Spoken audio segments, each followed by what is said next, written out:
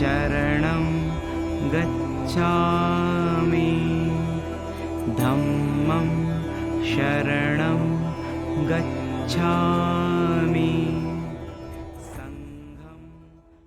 जो विषय है वो बोधिसत्व के 37 अभ्यास, पहले और उसके बाद 8 कणिकाएं, इनके आज यहाँ प्रवचन प्रारंभ हो रहे हैं। जैसा कि गेशु लामा जी के बारे में विचार करें तो वो बहुत बड़े साधक थे और बोधिचित्त का उत्पाद करना, वो ज़्यादातर बोधिचित्त का अभ्यास भी किया करते थे और हमेशा दूसरों के दुखों को देखकर परेशान रहते थे। जैसे ही वो दूसरे जीवधारियों के अंदर दुखों को देखते, उनकी आंखों से आंसू आने लगते थे। बहुत ही दयालु किस्म के व्यक्ति वो थे और हमेशा दूसरों के हितों के लिए चिंता भी करते थे। हालांकि उनके द्वारा कई ग्रंथ लिखे गए, लेकिन यहाँ एक ग्रंथ के बारे में बात की जा रही है। मुझे इस ग्रंथ को पढ़ने का बार बार अवसर मिला है क्योंकि ये ग्रंथ ज़्यादा बड़ा नहीं है। इसमें 8 श्लोक हैं और मैंने इसे कंठस्थ भी कर लिया। इसे पढ़कर मैं बार बार विचार करता हूँ कि हमें किस प्रकार से मन को शुद्ध करना है, किस प्रकार से चित्त को शुद्ध करना है। मैंने भी अपने गुरुओं से इसकी शिक्षा प्राप्त की। ये जो शिक्षा प्राप्त करने का क्रम है, मैंने उनसे शिक्षा प्राप्त की। मुझे जब भी समय मिलता है मैं इसका पाठ करता हूँ और इसका अध्ययन करता हूँ। यहाँ पर अगर आप पहले श्लोक को ही देखें तो आप लोगों को परसों ये पुस्तक वितरित की गई होगी और आपके हाथों में अभी पुस्तक होगी भी।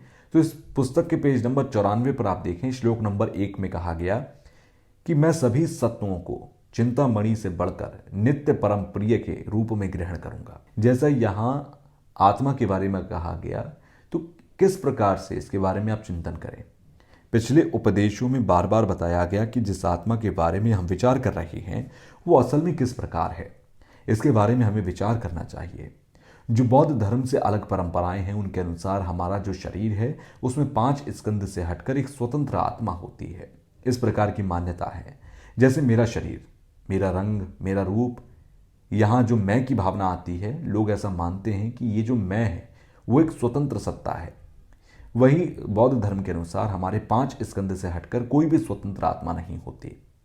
लेकिन लौकिक व्यवहार के रूप में सभी लोग मैं शब्द का उपयोग करते हैं। लौकिक व्यवहार के रूप में इसे मना नहीं किया जा सकता। अन्य परंपराओं में आपने देखा होगा कि कोई इसे आत्मा का नाम देता है तो कोई सोल कहता है। तो ये अलग अलग नामों से पुकारी जाती है। लेकिन बौद्ध धर्म के अनुसार, माध्यमिक दर्शन के अनुसार कोई भी ऐसी स्वतंत्र सत्ता नहीं होती। बौद्ध परंपराओं के अनुसार माध्यमिक दर्शनों को देखा जाए तो इस प्रकार की मैं या आत्मा है वो हमारे मनोविज्ञान के आधार पर मानी जाती है। वो भी एक प्रकार से नाम मात्र है, वो स्वतंत्र सत्ता नहीं होती। माध्यमिक प्रासंगिक के अनुसार भी हमारी 5 इंद्रियों के अलावा जो मन विज्ञान है उसको ही आधार माना गया। तो यहाँ जो भी चीजें हैं नाम मात्र से हैं, वो अर्थ के रूप में सिद्ध नहीं होती। उनको अगर ढूंढना चाहो तो वो प्राप्त नहीं होती। तो किसी भी चीज का नाम इसलिए दिया जाता है जिससे हम उस चीज को समझ सकें, हम जान सकें कि वो किस प्रकार से है। जब तक हम उसे कोई संज्ञा नहीं देंगे तब तक उसे परीक्षित करना भी संभव नहीं है। और हम लोगों ने इसे स्वतंत्र सत्ता मानने की वजह से हमारे अंदर जितने भी विकल्प उत्पन्न होते हैं, तो इन विकल्पों के कारण ही हमारे अंदर दुख उत्पन्न होता है। इसे नकारना चाहिए। इस प्रकार के जो स्वतंत्र आत्मा रूपी विकल्प या विचार हैं वो केवल नाम मात्र से होते हैं, उसे नकारने की जरूरत है। अगर हम प्रज्ञा पारमिता ग्रंथों में देखें और अन्य ग्रंथों में भी देखें तो सभी ग्रंथों में कहा गया कि जितने भी वस्तुएं हैं वो केवल नाम मात्र से हैं, केवल संज्ञा के रूप में उनकी व्याख्या की जाती है। अगर आप उनका परीक्षण करें या जान पहचान करें तो वो देखने से नहीं मिलती है। तो हमें यह 4 के रूप में समझना चाहिए कि धर्म का अर्थ वस्तुओं से है या नहीं है। ये केवल और केवल नाम मात्र से है। इनकी स्वयं की कोई सत्ता नहीं होती। इन्हें स्वतंत्र सत्ता में आने के कारण ही हमारे अंदर अहम पैदा होता है। इस प्रकार के आत्मग्राह्य के कारण स्वार्थी चित्त उत्पन्न होता है और इस प्रकार का स्वार्थी मन हमेशा हमें कष्ट पहुंचाता रहता है। तो आप इसे कैसे नष्ट कर सकते हैं? इसके लिए हमें ग्रंथों का अध्ययन करना चाहिए। अगर हम सोचें कि हम इसके बारे में 1 या 2 दिन अध्ययन कर लें और हमें यह प्राप्त हो जाए, तो ऐसा नहीं है। जैसा कि मैंने पूर्व में कहा था कि ये आत्मा और मैं दोनों में ही किसे माना जाता है, लेकिन लौकिक व्यवहार से अबौद्धों में यह स्वतंत्र है, एकाकी है, इस प्रकार की परिभाषा दी जाती है। लेकिन बौद्ध धर्म में ये नाम मात्र के रूप में होती है। कल भी और उससे पहले भी मैंने इसके बारे में व्याख्या की थी। जैसे कि कल मैंने श्लोक का उदाहरण देते हुए बताया था कि बुद्ध कहाँ है, उनका जो तथागत गर्भ है वो कहाँ है। स्कंद को अगर आप अलग करें तो उसमें भी कोई स्वतंत्र सत्ता आपको देखने को नहीं मिलेगी, लेकिन लौकिक व्यवहार के रूप में हम देख सकते हैं कि वो अमुक बुद्ध है, लेकिन उनके स्कंदों के अनुसार नहीं। कह सकते हैं बुद्ध को पहचानने के लिए उनके जो ज्ञान है, उनके जो 10 बल हैं, उनकी जो प्रज्ञा है, उसके आधार पर हम अमुक व्यक्ति को बुद्ध कहते हैं। जैसा कि हम सभी जानते हैं कि सभी सत्व सुख चाहते हैं, जितने भी जीवधारी हैं वो सभी सुख की कामना करते हैं, कोई भी दुख की कामना नहीं करता। सभी चाहते हैं कि उन्हें ज़्यादा से ज़्यादा सुख की प्राप्ति हो जाए। वहीं दुखी होने का भी एक मुख्य कारण है, इसका कारण हमारा आत्मविचार है। आत्म केंद्र विचार होने से हम सत्यग्राह्यता को पकड़े हुए हैं। असल में वो मिथ्या है जिसको हम सत्य मानकर बैठे हैं। इन मिथ्या कारणों के कारण ही हमारे अंदर विकल्प पैदा होते रहते हैं और इन विकल्पों की वजह से हम बार बार उनकी पूर्ति करने की कोशिश करते हैं और पूर्ति ना होने की वजह से हम दुखी हो जाते हैं। हमारी जो आत्म केंद्रित भावना है, इसकी वजह से हमारे अंदर डर, क्रोध आदि उत्पन्न होते रहते हैं। जब तक हम आत्म केंद्रित विचार को नहीं त्याग देंगे तब तक अकुशल चीज हमारे अंदर उत्पन्न होती रहती है। उदाहरण के तौर पर अगर किसी व्यक्ति के अंदर बहुत ज्यादा घमंड है तो लोग उनसे धीरे धीरे दूर होने लगते हैं। उनके पास कोई दोस्त नहीं होता, वो किसी से सलाह मशवरा नहीं कर पाते, उनके सुख दुख में शामिल होने वाले कोई व्यक्ति उन्हें नहीं मिलते। इसलिए वो व्यक्ति और परेशान होने लगता है, क्योंकि वो सुख अपने दुखों को किसी और को पता नहीं लग सकता और किसी के साथ साझा नहीं कर सकता। इसलिए वो और भी ज़्यादा परेशान होता रहता है, क्योंकि लोग जानते हैं कि वो व्यक्ति स्वार्थी है, मतलबी है। इसलिए लोग उसका धीरे धीरे साथ छोड़ देते हैं।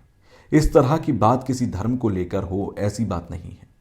इस तरह की भावना व्यक्ति के होने के नाते हम सबके अंदर पैदा होती है।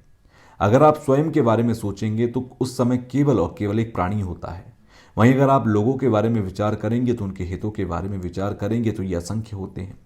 जितना ज़्यादा हम परहित के बारे में सोचेंगे हमें उतना ही सुख प्राप्त होता है। इसके साथ साथ अपने मन को शांत रखने के लिए हमें बौद्ध उचित और शून्यता का प्रयास करना, उनका अभ्यास करते रहना है। कुछ लोगों का मन इतना स्वार्थी हो जाता है कि वो स्वप्न में भी अपने बारे में सोचते रहते हैं। तो इस प्रकार के व्यक्ति हमेशा अकेला रहता है और दुखी रहता है। मनुष्य के अलावा हम अगर जानवरों को देखें, जैसे कुत्ते बिल्ली झुंड में रहकर अगर झगड़ा करते हैं तो एक दूसरे से बैर रखते हैं, तो अन्य जानवर उसका साथ छोड़ देते हैं। फिर झगड़ा करने वाला जानवर भी अकेला रह जाता है। जब हम कुत्ते बिल्ली के साथ इस प्रकार का उदाहरण देख सकते हैं तो हम तो मनुष्य हैं, सामाजिक प्राणी हैं, हमें एक दूसरे के साथ की आवश्यकता है।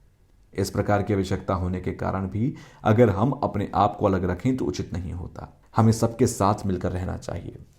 तो श्लोक नंबर 1 में कहा गया कि मैं सभी सबको जीवधारियों को चिंतामणि से बढ़कर मानूंगा और परम प्रिय के रूप में ग्रहण करूंगा। पेज नंबर 94 पर कहा गया कि किसी अन्य के संग व्यवहार करते हुए स्वयं को न्यूनतम अपने हृदय की गहराइयों से अन्य को मानव श्रेष्ठ परम पावन जी का कहना है कि जितने हमारे अंदर दुख आते हैं उसकी एक वजह होती है। बिना वजह के हमारे अंदर ना तो दुख आता है और ना ही सुख। तो उस वजह को हमें समझना चाहिए। अगर दुख की वजह ज़्यादा है तो उस वजह को हमें कम करने की कोशिश करनी चाहिए। हमें कोशिश करनी चाहिए कि जिन कारणों से हमारे अंदर दुख आ रहा है हम उसे कम करते जाएं या फिर नष्ट करते जाएं। और सुख के हितों को हमें बढ़ाना चाहिए। अगर हमें कहीं से सुख मिल रहा है तो उसका और अभ्यास करना चाहिए, उसको और बढ़ाना चाहिए, तभी आपको सुख की प्राप्ति होगी। शरणं गच्छामि धम्मं शरणं गच्छामि